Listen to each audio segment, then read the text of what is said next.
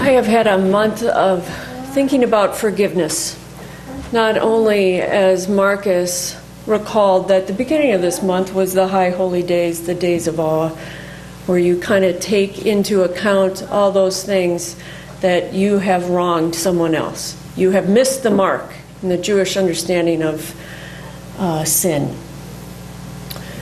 But also because of Jeff Carter's death.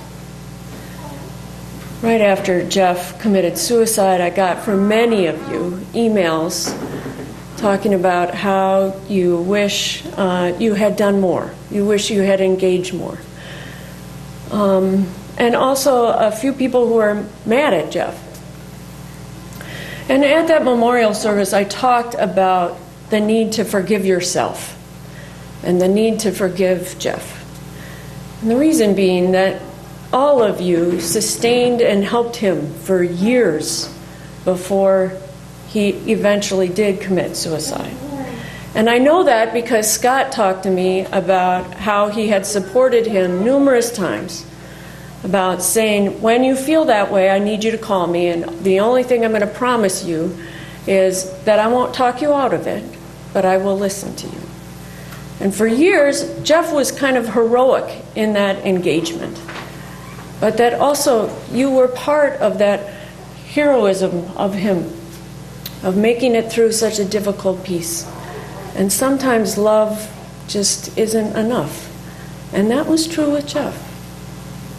So I've been thinking about and talked about there how we need to forgive ourselves and forgive Jeff. It also made me think about high holy days and where all this fits in. And when I think of forgiveness granted in contemporary American culture more than anything else, it is almost always predicated on whether or not the perpetrator has served their time. We travel too fast on the interstate, we get a ticket, we pay said ticket, we may get a few points off of our license, but in effect we are exonerated. Our wrong is forgiven. We evade our taxes, get caught, pay tax bills, are audited more often than before, but in truth, we are forgiven for our wrong. We can cheat, steal, bribe, rob, coerce, steal drugs, or murder. We serve our time in minimum or maximum security prison, and we are let free. For the most part, we've paid our price. Our wrong is forgiven. If you are poor and have a felony on your record, though, you likely will continue to pay a price for that past sentence. But in many states that allow you to pay about $10,000 to have the felony taken off your record, in the end, your wrong is forgiven. It won't show up anywhere. For the right amount of money, you can wash away your sin. We do this in our everyday lives by lying to our loved ones, or keeping secrets, or calling them names, or holding grudges, or thinking ill of them instead of them having good intention. And we set it right by paying the price, by not getting to watch our favorite TV show if we're a little kid, or having a timeout.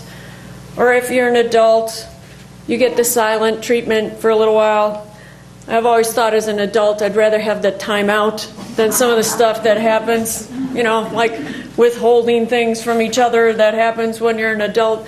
But after a certain amount of time, our loved one feels like we've been punished enough, we are wrong.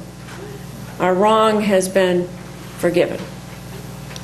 Sometimes the crime is so great, and our typical response in this country is, among that kind of backdrop, is the demand of life imprisonment, of monetary retribution, or even death. And there is no forgiveness until the time is served, until punishment is complete. We see these two factors very kind of clearly related to each other. Punishment is about the only condition to which forgiveness is possible, and often the condition in order to have forgiveness given as well. And yet the reality is, more often than we like to think, forgiveness is not as clear-cut as that. And this was made so glaringly clear to me when somebody at First Unitarian last year sent me this New York Times article. Basically, the article is a photographer named Peter Hugo who went to southern Rwanda and took pictures of two people together juxtaposed next to each other. You will remember that 20 years ago in Rwanda, 1 million people were part of a genocide there. That's like taking the city of Rochester times 5. They are photographs that he has of perpetrators of violence standing, resting, leaning, and holding hands with the survivors of their crimes. In many of these photos, there is little evident warmth between the pair, and yet they are together. In each, the perpetrator is a Hutu who was granted pardon by a Tutsi survivor of his crime. Marcus is going to pass out. I had hoped to have it on the wall today, but please just look at the top page for right now, okay, when you get them. But it shows you what a lot of the images are, which are all right there, and I will talk about it as you get them. The people who agreed to be photographed are part of a kind of continuing national effort towards national reconciliation. In interviews, the subjects spoke of the pardoning process as an important step to improving their lives. This is what the photographer said about it. He said, "These people can't go anywhere. They have to make peace with each other." And Hugo, the photographer, also said, "Forgiveness is not born out of some airy-fairy sense of nonviolence or benevolence. It's more out of a survival instinct." Yet the practical necessity of reconciliation does not at all diminish the amount of emotional strength these people have together in order to be able to get to that place, one with each other. I'm going to share one full description of why they did this work with you in a minute, but many of their stories almost mirror each other across the board. They often start with a man who had been jailed, felt so ashamed and embarrassed for what they had done. When he returned to his village after coming out of jail, he would run and hide for fear of kind of addressing that lone survivor. And it wasn't until they went through this reconciliation process that they could fess up in person, both to the survivor and, it seems to me, themselves as well, the severity of the crime, and bear witness to the devastation that they had created. The perpetrators also ranged from those who had murdered survivors' spouses and children, to their brothers and sisters, to perpetrators who had watched violence happen right in front of them and didn't do anything about it, to perpetrators who had burned down an entire village in front of them. Some of them had done all three. Here is what one of the perpetrators says. "The day I thought of asking pardon, I felt unburdened and relieved. I had lost my humanity because of the crime I had committed, but now I am like any human being." Here's what the woman says in relationship to that perpetrator, this survivor. She says, "After I was chased from my village and Dominique and others looted it, I became homeless and insane. Later, when he asked my pardon, I said, I have nothing to feed my children. Are you going to help me raise my children? Are you going to build a house for them? The next week, Dominique came with some survivors and former prisoners who perpetrated genocide. There were more than 50 of them, and they built my family a house. There was more than all of those people put together, and ever since I have started to feel better. I was like a dry stick. Now I feel peaceful in my heart, and I share this peace with my neighbors. I want to share one more survivor's comments with you. She says this: sometimes justice does not give someone a satisfactory answer. But when it comes to forgiveness willingly granted, one is satisfied once and for all. When someone is full of anger, she can lose her mind. But when I granted forgiveness, I felt my mind at rest. Now, I don't know about you, but there was kind of this wow for me when I heard that, and I didn't catch it the first time. I had to read it through the second time. The survivor at the end who says this: sometimes justice does not give someone a satisfactory answer, a resolution. In other words, punishment is nice, but it doesn't lead to forgiveness. You still have to have the person stand before you, tell you what they did, see the angst in their eyes, the hurt and betrayal of their humanness, afflicted so fully that they run from you in shame every time they see you. And then you are able to let go. Then you are able kind of to pass over that burden to another, to pass over your own pain and sorrow and misfortune, and together redemption is possible. Renewal can happen again. Now, what I found most fascinating and revealing about this is the need to reconnect to home. The photographer points out that in truth, when you got out of jail, you had no other place to go except back to that village. Those released from jail and sent home to the village they had destroyed, home to the village they afflicted with terror and violence and mayhem. And then when you think about a survivor who is having one of those prisoners who has been in jail for a while come back to the very village where it all happened, to that beat up kind of pathetic village that you were left with to scrape by some sort of normalcy in, and the very people who have haunted you, who have damaged you and threatened your safety and your well-being and mental health are now back. I think the photographer is right. In one respect, it must be a survival instinct. How else could it work?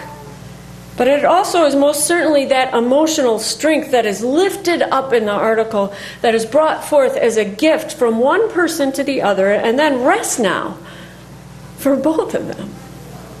Like a birthday gift that they get to continually unfold and share in the unwrapping with of the connection between each other.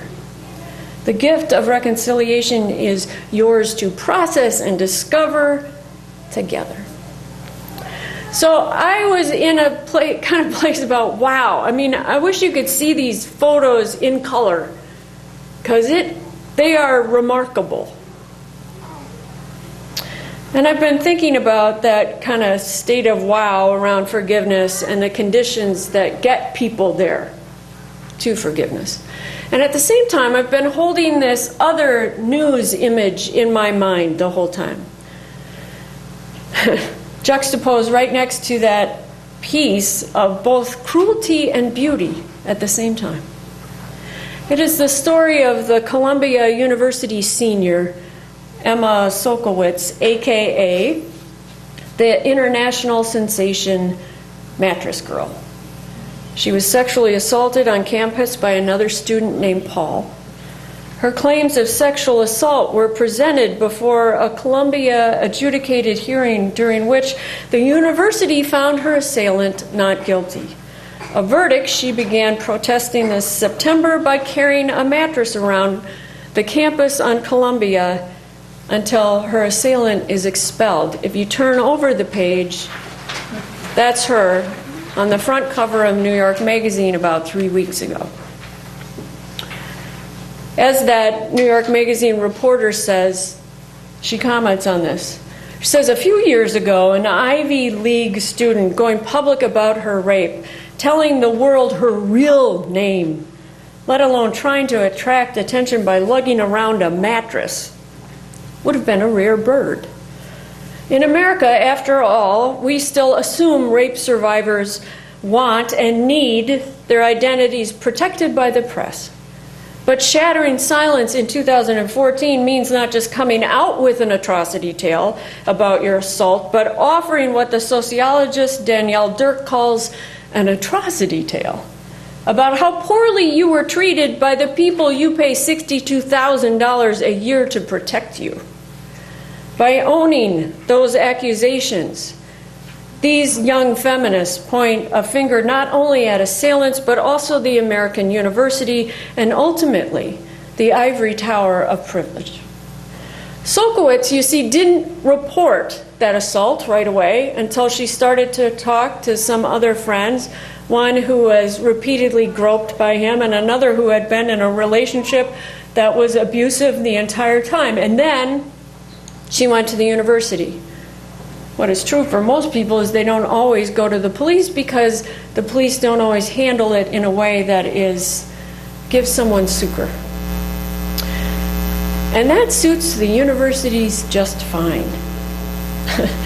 In fact, they prefer to have that happen in-house, quietly.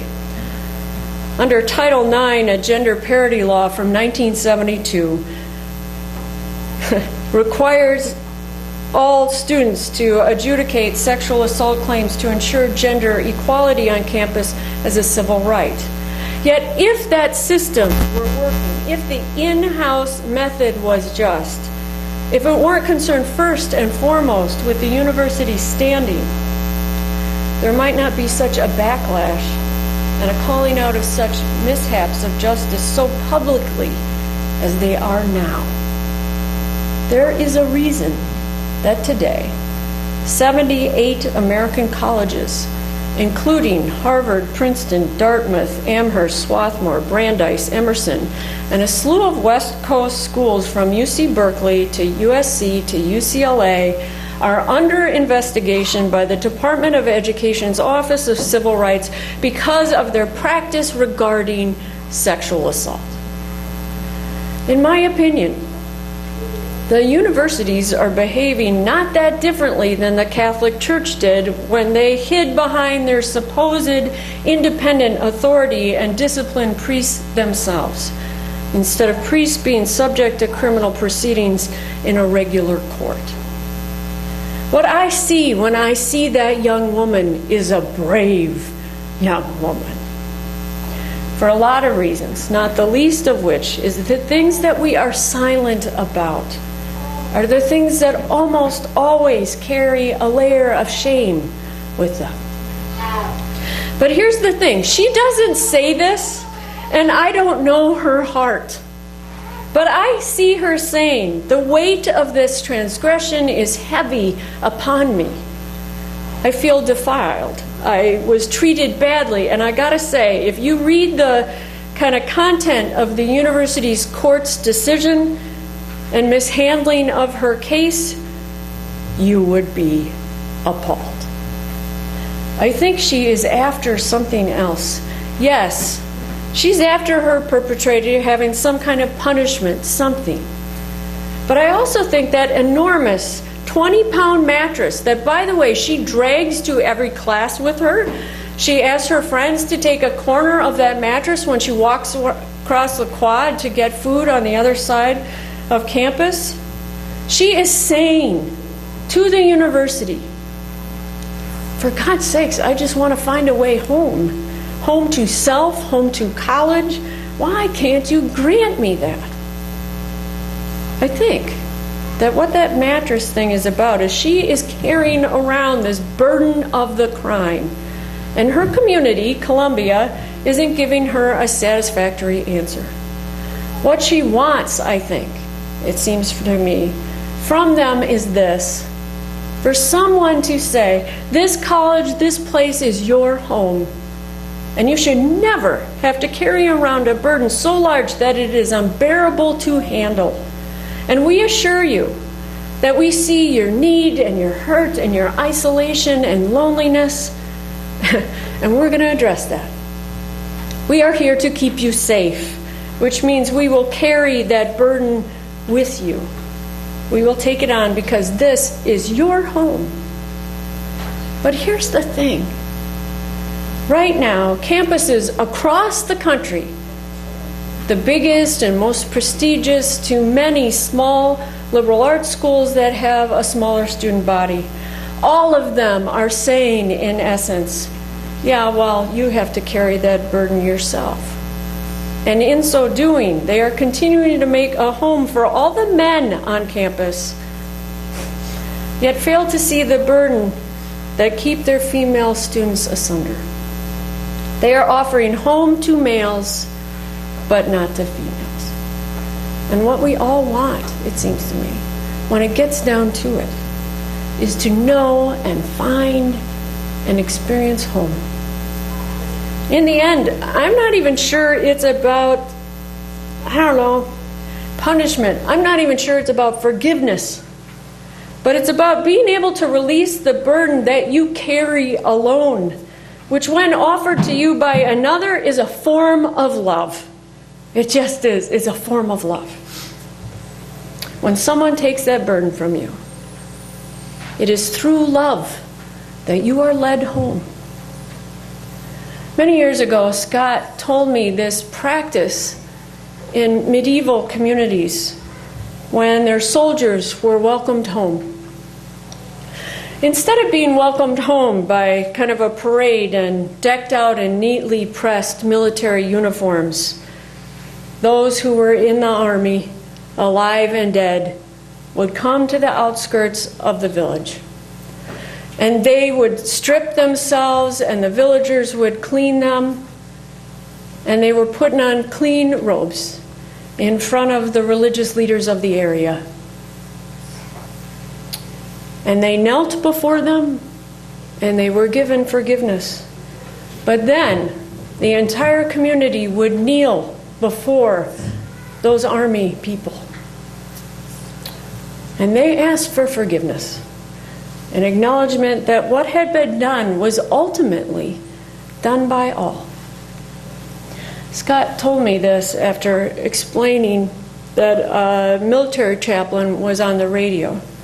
The person interviewed he stressed mostly that what the medieval communities understood, in a way that we haven't yet, is that what military men and women need most upon their return from war is not a community that celebrates you like a hero and excuses all the terrible things that you have did, but one that commits itself to acknowledging the reality and sharing of the burden of what was done. He made it clear that those medieval communities offered their soldiers so much more than celebration. In struggling to see and help carry their burdens, they offered love. They offered a path home. I love how Martin Luther King Jr. once talked about this as applying to leading home kind of in your own life.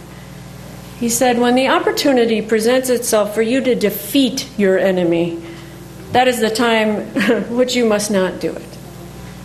There will come a time, in many instances, when the person who hates you the most, the person who has betrayed you the most, the person who has gossiped about you the most, the person who has spread false rumors about you, there will come a time when you will have an opportunity to defeat that person. It might be in terms of a recommendation for a job that will come up. It might be in terms of helping that person to make some move in life. And that's the time, though, that you must help them.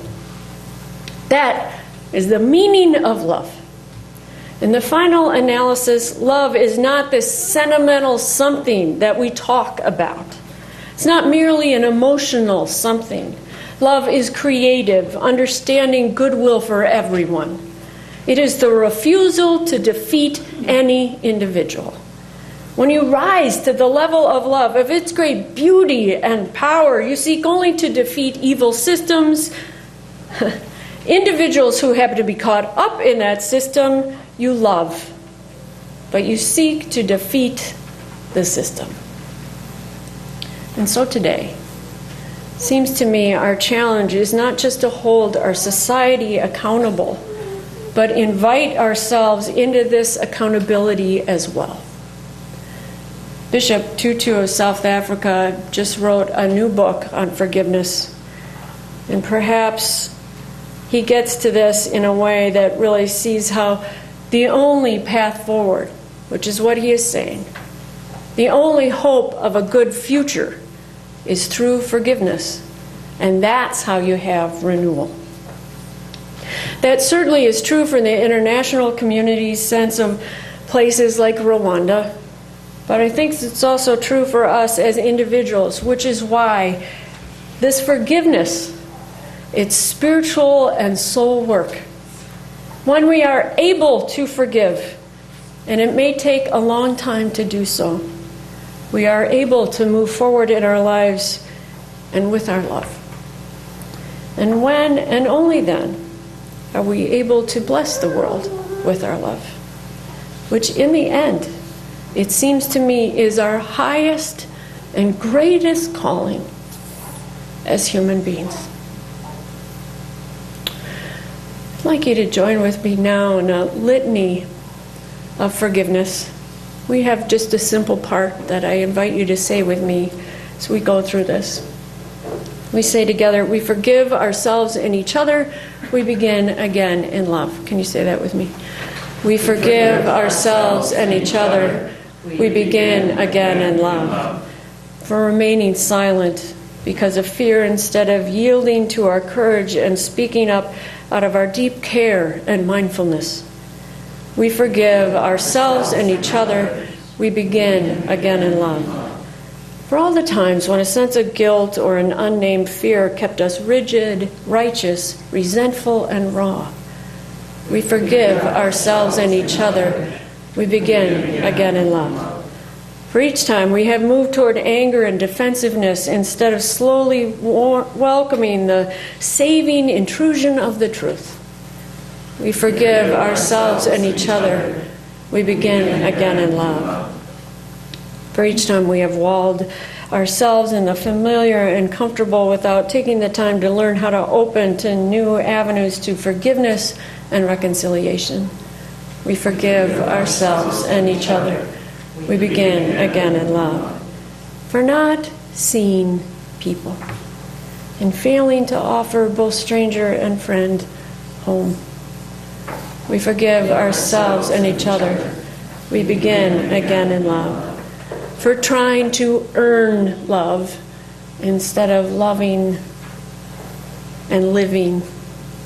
For trying to control life rather than accepting it as a wondrous gift. We forgive ourselves and each other. We begin again in love. May it be so. I love you. Amen.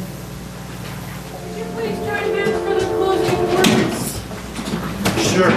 All right. We extinguish this flame, but not the light of truth, the warmth of community, or the fire of commitment. These we carry in our hearts until we are together again. Amen.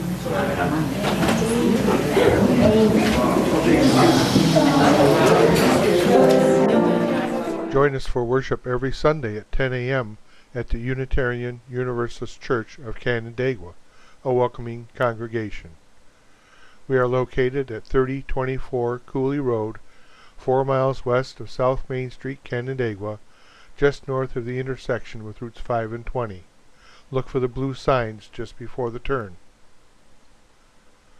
Your comments about this program or questions about the church are welcome at 585-396-1370 or at our website, www.canandaiguauu.org.